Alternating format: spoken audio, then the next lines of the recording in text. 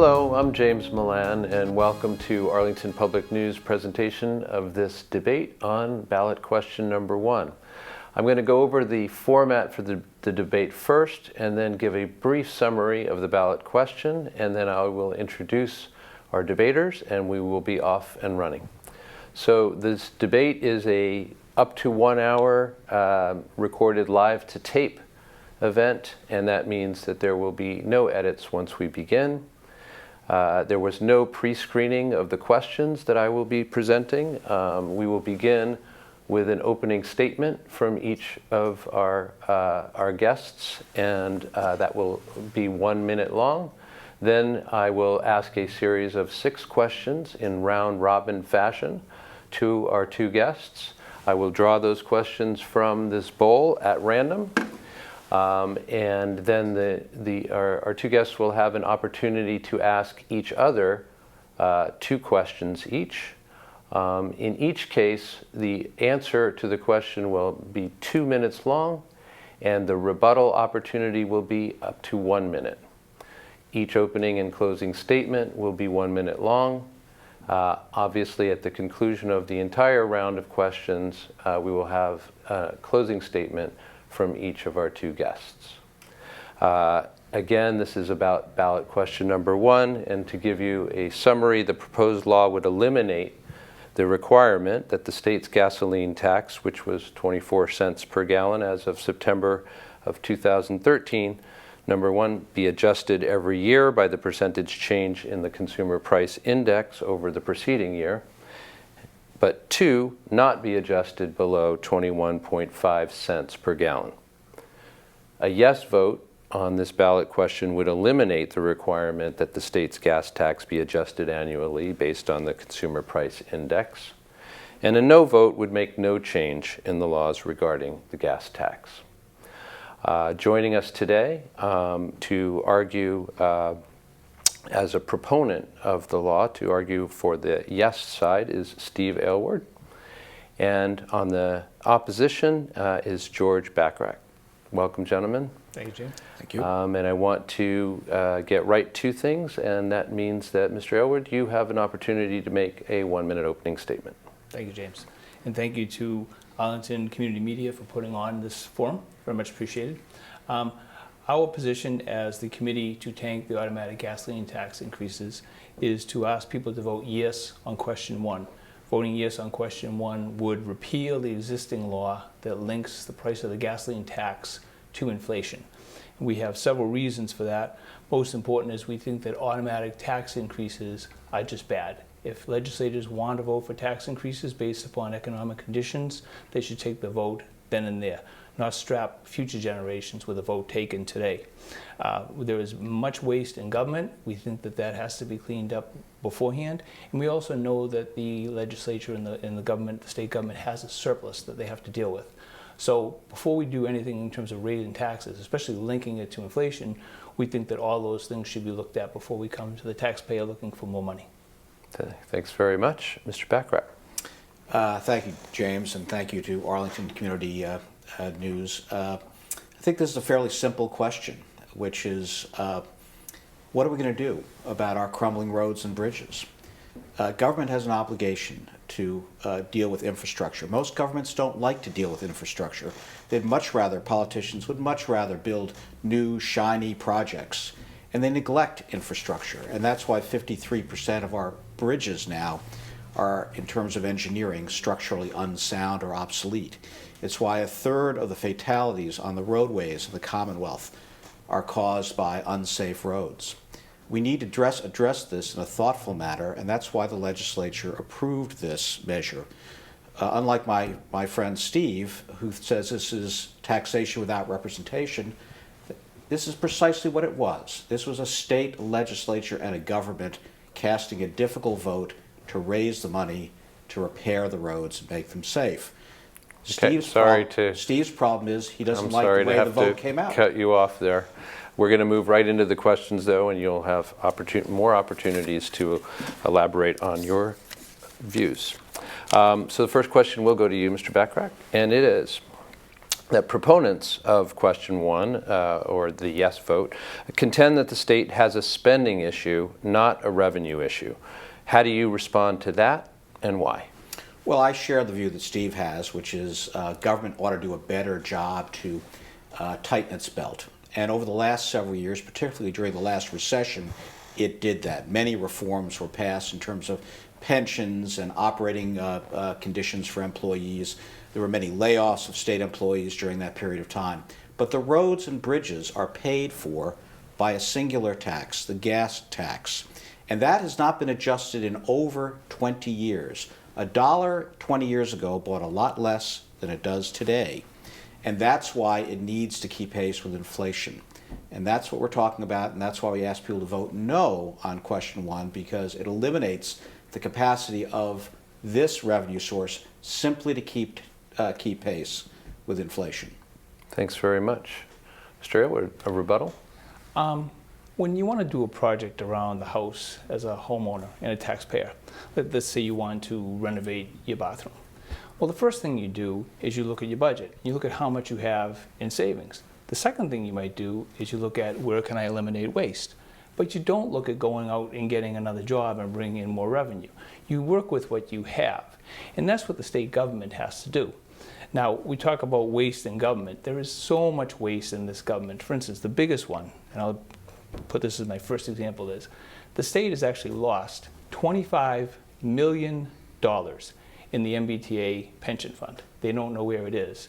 The Attorney General, Martha Coakley, is looking into it, but no news on that. So we've lost $25 million. Now, how in the world, having lost $25 million, can we go back to the taxpayer and say, pony up for the bridges? Again, we're not against the tax for roads and bridges. We're not against it. We're against the automatic taxation and looking at taxation. I'm sorry, we need to move on.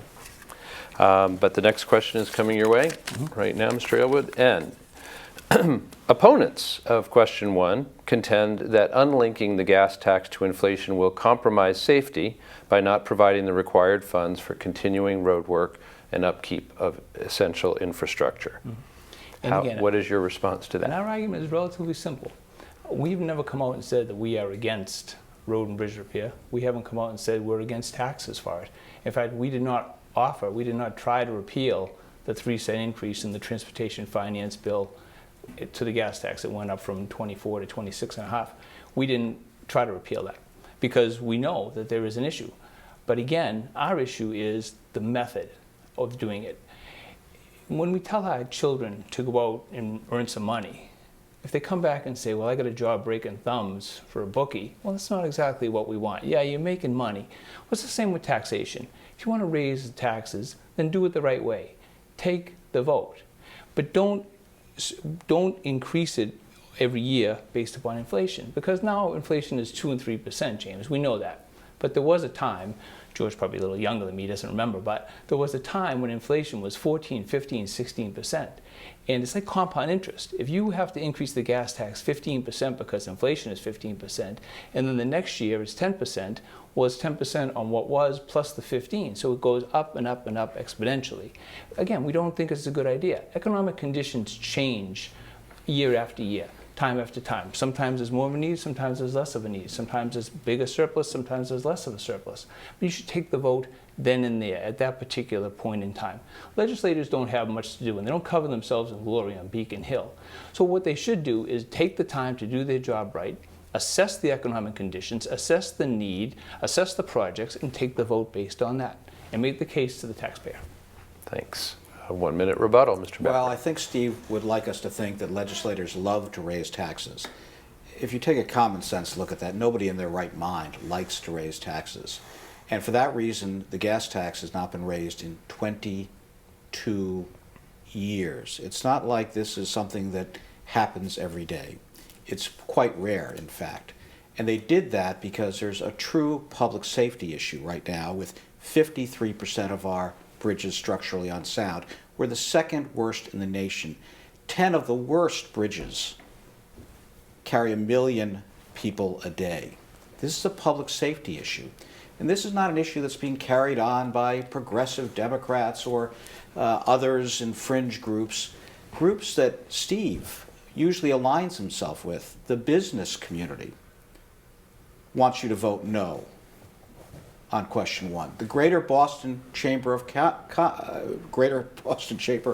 Commerce, the Mass Thanks. Business Sorry to have to Roundtable. cut you off again, but we're going to keep moving, and this question comes to you. Massachusetts drivers pay almost 30 cents per gallon in state taxes. Do you believe that drivers are getting their money's worth out of those 30 cents? I believe that we can do a better job, but I do believe also that unless we have the resources to keep pace with inflation, the dollar of yesterday will not buy the services of tomorrow. Steve raised the analogy with homes. You know, what you could buy 20 years ago for your home with $1, you can't buy today. And prudent government would suggest that you need to keep pace with inflation. Again, AAA here in Massachusetts, which I think most people respect as being an unbiased party in terms of the quality of our roads, supports our position. The League of Women Voters, a nonpartisan group that cares about public safety and civic engagement, the business community by and large that cares about our economy, all believe that our roads and bridges are in such condition that we need a revenue source, a dedicated revenue source that cannot be touched for other things but is put towards making the kinds of safe improvements. And, you know, Steve talks about taxes and so forth. Well, what about the pothole tax? What about when homeowners and residents of the Commonwealth hit that hole and wind up in the garage with a front wheel alignment or a bad tire? Government has an obligation to attend to this. They too frequently fail, admittedly, to deal with infrastructure. 20 years was too long to wait. Now is the time. Thanks very much. Funding for roads and bridges from the Transportation Finance Bill was supposed to be $1 billion over 10 years. In the past 2 years alone, 2013 and 2014 respectively, $627 million in unexpected revenues, $570 million in unexpected revenue. They have $1.1 billion more in the coffers than they expected at the outset. So again, when we talk about a surplus, we're not against fixing roads and bridges. Where's the $1.1 billion that could have been appropriated to the transportation fund and was not? That's question number one. Question number two, or comment number two, is we already pay $6.73 in taxes, federal and state, per fill-up. In return, according to the Reason Foundation that did a recent study, we spend 5 times more per mile in road costs than any other state in the country except for New Jersey. New Jersey is number 1, we're number 2. Okay, thanks very much. Coming your way, Mr. Elwood, is this question. You, as a proponent of question 1, we assume contend that the last time gas taxes were increased, the funds were diverted from road repair. Can you explain that position and why you hold it? Okay. At that time, AAA, when they had their head on straight apparently, put out a analysis of the $121 million that was raised in the gas tax increase of 1990. Not surprisingly, only $7 million remained of that fund after the legislature got through rating it. We all remember the cigarette tax increase and how we were promised that the money was going to be used exclusively for cigarette education, and no one disputes that that money was rated. In fact, right now, in Chapter 90 money, which is money appropriated to the towns for road repair, the governor is holding back $100 million of that fund. $100 million is supposed to go to cities and towns for road repair, and it's not happening. You have to know your past to know what the future is going to bring. This legislature has not covered itself in glory. This legislature has diverted funds, has raised taxes every time it's gotten a chance, and will continue to raise raid the funds. And then what they will do is they will scream, "Oh, we have a problem. We need more taxes. We need more money. It's our obligation to fix the roads and bridges." You have $1.1 billion in surplus. You have a history of a legislature that raids money from the transportation fund. And how many times do we have to get hit over the head with the same 2x4 to realize what's going to happen in the future? Thank you. Thank you. Mr. Bachrach, your response. Well, I think what we're hearing is the same sort of Tea Party rhetoric that is sort of anti-government and anti-taxation, and government always gets it wrong, and it's a pretty easy argument to carry, I think. because people are generally frustrated with government, and I understand that and accept that. But government has basic responsibilities. We're spending $6 billion in medical costs in this Commonwealth every year for accidents. That's a cost to the taxpayers as well. We're spending endless amounts of money by individuals, as I mentioned earlier, when their car hits a pothole. Government has this burden. They need to fix the infrastructure of the Commonwealth. This past semester, Steve talks about irresponsibility. They finally got around to fixing leaking gas pipelines. They finally got around to water infrastructure. They're now getting around to roads and bridges that are in disrepair, the second worst in the nation. It's the right time to do this. We need to vote no on one. Thanks very much. Next question is, some critics, as you may be familiar with, have labeled Massachusetts Taxachusetts. Do you believe that the fees and taxes levied on individuals and corporations are appropriate? Or do these rates need to be generally reevaluated and redistributed? Oh, absolutely. Taxes need to be reevaluated all the time, particularly all the tax loopholes that we provide to major corporations. I remember when Raytheon put a gun to the legislature's head and said, unless they got a tax break, they're going to leave the state. And of course, they weren't going to leave the state. What's interesting about the folks that say we're Taxachusetts, or still say that, fail to understand that we have one of the lowest unemployment rates in the country. We went through this very difficult recession with a relatively low unemployment rate, lower than the national average. And that's because this is a place where businesses understand the cost of business is high, but they come here because of the resources we have, a skilled workforce, quality education, quality health care, a quality of life between Cape Cod and the Berkshires. So, you know, this Taxachusetts thing is an old bromide that gets thrown around all the time. Again, just look at this particular issue. 22 years. What were you doing with your money 22 years ago that if you took the same amount of money you could do today? Not much. Thanks. Rebuttal? Yeah, again, James, at the risk of being redundant, taxes in Massachusetts are what they are. And we're a very liberal state, and we like to do a lot of things with the money that other states may not want to. And that's just a function of where we live. And I'm really not unhappy with the tax rate in Massachusetts. What I am unhappy with is the waste that goes on and the fraud that goes on and the, what's the word I'm looking for? The collusion that goes on. And let me give you an example. George speaks of how big business is on his side. Big business. Now, Citizens United aside, because I think George would argue that big business shouldn't have an effect in politics, that is what's going on here. Big business is in cahoots with the legislature. Big business is in cahoots with big government here to enact more taxes on the little guy. We're involved in a David versus Goliath fight. Of that, there can be no doubt. We're happy that big business is on George's side. We don't want them. We are the small taxpayer. Thanks very much. And we will move on to the sixth and last question in this round.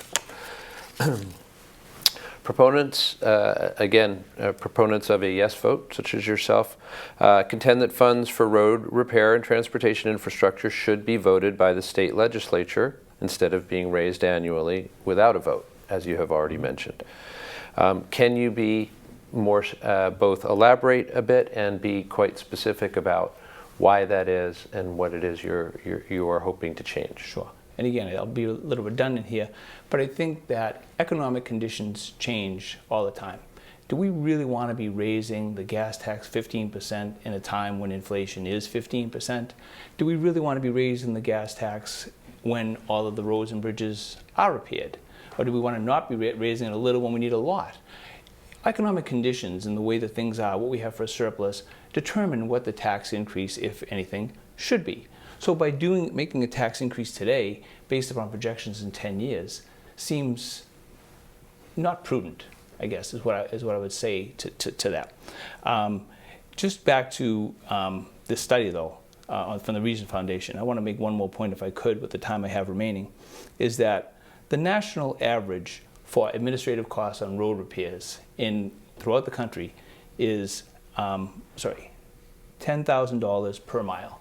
In Massachusetts, it's 8 times that, $80,000 per mile in administrative costs. And that's probably the secretary in Department of Transportation, maybe it's the brother-in-law that we all joke about in state government who's got a job and doesn't really do anything.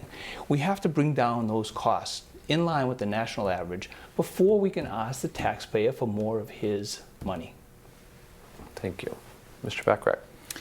Well, I'm intrigued by the study because obviously what you're not hearing about the cost of road repair in Massachusetts compared to other states are the conditions of our state versus other states. This is an older state. Our road and infrastructure is much older. Again, that's why we've got cracking water pipes and gas pipes and also roadways. It's older. Secondly, we have weather conditions that others don't have. I'm not sure in the Southwest they've got frost heaves or all the other things we have to put up with in this state that deteriorate roads. So we have an extra burden here. But the question I think you asked was this question about taxation without representation. I can't think of a more erroneous accusation to level. There was a vote in a representative body called the state legislature. They passed this legislation for 3 cents. The governor originally wanted 19 cents, 3 cents plus the index. Steve's Republican allies lost the vote in a thoughtful and responsible debate. But now they take it to the ballot where they can use bumper stickers to win. Thanks very much. And that concludes this part of the round of questioning. And we are moving on now to each one of you being able to present 2 questions to the other to answer, and then you will have a 1-minute rebuttal to that answer. So we will begin with you, Mr. Aylward. Okay, thank you. George, the Health Connector, a very, very well-run service for the state of Massachusetts.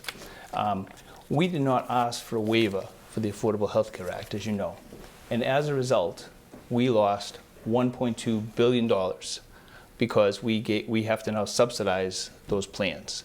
Now that is a complete waste. We had a good product that worked for our residents, that worked for our citizens, and we did not ask for a waiver. So as a result, we've thrown away over $1 billion effectively. Now, you want to go to the taxpayer and say, we have to fix roads and bridges. How do you justify that, those 2 things? How do you tell those 2 I don't think anybody in their right mind would justify waste. And there's waste in almost every enterprise, in the private sector and the public sector, and we ought to root it out as best we can. But we're talking about roads and bridges here, and we're talking about the one revenue source that's designed to fix the 53% of bridges that are structurally unsound and unsafe. And that is the gas tax. And all that's been applied here is after 22 years, 3 cents. And a index for inflation that can in fact go up or down during a recession. The downside is locked, admittedly, but it can go down. And you know, we can either leave the bridges as they are and walk away from it and bemoan the workings of government, or we can get to the business of fixing them. Or there's a third option. We can stop enabling our government. And I'll go back to the analogy about children. We all know that if you have children that are wasting money, spending money, acting stupidly, you don't reach into your pocket and give them another $20 bill, because that enables them. What the taxpayers want is accountability. They want to send a message to their government. Stop wasting money. Again, we are not saying don't fix the roads and bridges. What we are saying is we don't accept waste. And we don't accept $1 billion in waste. We might accept $25 million that you lost and put aside and can't find. But $1 billion in waste? I don't think any taxpayer in their right mind is going to say, there's waste everywhere, there's waste in government, $1 billion, yeah, they give our people a lesser product for more money. It doesn't work that way. Government has to be held to account, and we have to stop enabling government. Thanks very much. Your turn to ask a question, Mr. Bachrach. Well, Steve, you oppose the indexing of the gas tax to keep it in pace with inflation. And we obviously index so that it will keep pace with expenditures that are needed. Are you also opposed to indexing on the expenditure side, such as Social Security? Should we not have a cost of living increase with Social Security? Or are you just on one side of the equation? I'm only on one side of the equation, because I think that with Social Security benefits, that's money that we provide back to the taxpayer that has accrued interest, and we should, in fact, give that money to the people who have put in with the interest that has accrued. It's their money, it's not the government's money. So I would be in favor of that, but I will say differently, and on the different side of the coin, a lot of mayors today came out in support of the idea of linking the gas tax to inflation. But I just wonder if they would be thinking the same way in offering their employees, firefighters, town employees, automatic wage increases ad infinitum based on inflation. So, Well, in fact, government often operates with indexes to inflation. The Social Security accounts are just one of them, and it's pretty hard to argue that you're in favor of indexing on the expenditure side without being able to argue that you should be indexing on the revenue side. One keeps pace with the other, and none of them are designed to increase benefits or increase taxes. They're simply designed to keep pace with inflation. So $1 today pays for what $1 tomorrow will bring you. And so I think this notion both of taxation without representation or this is an ongoing tax, if you're for indexing for Social Security, you've got to be for indexing on the revenue side. Okay, thanks very much. On to you, Mr. Aylward. What we've done here is we've collected 146,000 signatures from voters. The thing that stopped voters in their tracks was the word automatic. George, people do not like automatic tax increases. We're one of only 3 ballot initiatives in the entire country that did not use paid employees to collect signatures. 1 of 3 in the entire country ballot questions. But again, it is the grassroots, it is the little guy against the big guy. So that said, with Citizens United in mind, I wonder how now people who don't like the Citizens United decision and don't think that big business should be impacting government, how you reconcile the fact that big business is spending hundreds of thousands of dollars, and those are the same people, by the way, who are going to get the kickbacks. And let me just go on one more second, is that the American Council of Civil Engineers gave $200,000. Who's going to benefit from gas leak tax increases? Those people. Paving companies, construction companies, all gave money. How do you reconcile big business influencing politics? Well, I'm getting a little confused here about where Citizens United comes in and where the healthcare connector comes in and all these other extraneous items come in, frankly, Steve. The reality is overwhelmingly the business community wants us to vote no on one because they understand it's going to be detrimental to the expansion of our economy. And the Greater Boston Chamber of Commerce and the South Shore Chamber of Commerce and all the other chambers of commerce across the Commonwealth that want us to vote no represent small businesses, thousands of small businesses across the Commonwealth. The League of Women Voters I wouldn't call a Goliath. I think the League of Women Voters are a lot of well-intentioned citizens. AAA of Massachusetts I don't think is a Goliath. I think AAA is tired of towing cars. They care a great deal about the safety of our citizenry. So I think this David Goliath thing is a little beyond the bounds. But back to simple, basic questions. You talk about waste, fraud, and abuse. Talk about standing out in front of shopping centers and getting signatures. I can't think of a easier political assignment than standing outside a shopping center and say, will you vote no on taxes? I mean, I'm surprised you didn't have 500,000 people signing those kinds of petitions. It's not as simple as that. Government has a job to do. It doesn't do it always as well as it could. But if you don't think fixing roads and bridges and making them safe for us, and how about mass transit? We need a 21st century mass transit system. I represent an environmental organization. I want to get people out of their cars, and I want to get them onto mass transit. We need a system that runs efficiently. It needs funding that it hasn't had for years. For the last 24 years, there have been 16 years of Republican governors and 8 years of Democratic governors.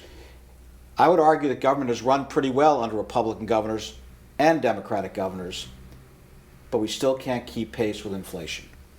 Thanks very much. Rebuttal? Well, let us remember, if we're going to talk about Republicans and Democrats, and this really is not a partisan issue, let us remember that only for 2 years of those 16 years did Governor Romney in 2 years have a veto-proof House, and it is the House that appropriates the money, as you know. So really, it wasn't 16 years, it was 2 years. But, again, our point is not, George makes a good point. Roads and bridges have to be repaired. Do we need a good transit system? Absolutely, absolutely. But we have partaken in so much waste, so much abuse of taxpayer money, that it is incumbent, if government does have a job to do, its first job, George, is to get its house in order, fix things, and we could have just a spectacular transit system. I get on Waverly Square in Belmont, I get on the train, they don't even collect my fare because it's a badly run organization. We just appropriated, I don't want to go on and on about this waste thing, but we just appropriated bonding $1.2 billion for the convention center Afraid I have that loses to money. stop you there and move on to this last question, which comes from you. Steve, you argue that the index is inappropriate because it doesn't allow legislators to increase taxes every year as they should. But you're aware that all of our taxes are linked to inflation, aren't you? The sales tax, the income tax, you're aware that they all are, because when you put a percentage, 5% on the income tax and change 6% on the sales tax, as prices go up, that 6%, that 5% means you're paying more money. So they're all linked to inflation, isn't that so? It depends how you want to figure it. You know, what is the expression? Figures never lie, liars figure. I don't call you a liar, but I'm saying, you know, you can manipulate figures any way you want. Aren't they linked to inflation? If your salary goes up, you pay a bigger percentage of your salary, right? 5% of $50,000 is less than 5% of $100,000 if you get a raise. But that's not linked to inflation because the tax rate stays at 5%. The tax rate's going up every year. That's how it's linked to inflation. But if you're getting a cost of living increase, or if prices at the supermarket are going up, or prices anywhere where you're buying merchandise that's subject to the sales tax is going up, the 6% of the sales tax is going to be a higher number of the higher price of the product, right? In a way, yes, in a way. But it's the free market that's driving the prices up. That's it's what's not happening the here. Government. No, this is the government. Okay, Price of I just want to give you an opportunity to fully answer the question and then give you a chance to rebut that, okay? Yeah. So. I mean, wages do go up, sometimes they go down, okay? And prices do go up, and sometimes they do go down. So taxes will go up and down on that, but the amount you pay may change, but the rate stays the same. The rate of the income tax is this. The rate of the federal income tax is this. It doesn't move up and down with inflation. We're talking about the rate here, not the amount you pay. That's why you're confusing the issue here. I'm talking about the rate, and the rate is going to go up every year based on inflation. I think your viewers are pretty smart. I think they understand the point that if a gallon of milk costs X today and Y tomorrow, or let's not take a gallon of milk because it's not subject to the sales tax, but if you're taking an item subject to the sales tax that costs $100 today and next year with inflation it costs $105, the sales tax on that same product is actually rising. The percentage is still the same, but what you're paying rises. That is simply because a percentage means that as inflation takes hold, you're going to pay more. That's all the index is here. It says as a gallon of gas rises in cost, you'll pay a little bit more. It'll take a long time, frankly, before that gas tax rises a single penny more. Okay. And with that, we will move on to closing statements from each of you, and we'll begin with you, Mr. Elwood. Thank you, James. And George, thank you very much. It's been fun. Thank you, Steve. And again, George makes some very good points here. And really, again, I will state, we would like you to vote yes on question 1 to send a message to our legislators that before they dip into our pocketbooks anymore and our wallets, they really have to get their house in order. They really have to stop wasting money. They have to stop spending money. They have to run government as a business with the taxpayer in mind, with the voter in mind. We have to reach out to all avenues by which we can spend money more readily. Because by wasting money, we're hurting kids. I used to be the chairman of the school committee in Watertown. We have a gigantic special ed budget. How can you spend money on special ed and get what you need? How can you get good money for local aid? All those things if you're wasting money. Waste hurts services. It's not just we can waste money. It hurts services. Get a house in order first, then tax us next. Thank you. Mr. Bachrach. Arlington is very lucky to have two very good, thoughtful state legislators, Senator Ken Donnelly and Representative Sean Garbely, who have given this a lot of thought and I think are very good and competent legislators. And they want you to vote no on question 1. They understand the need to fix our roads and bridges. It's not a complicated issue.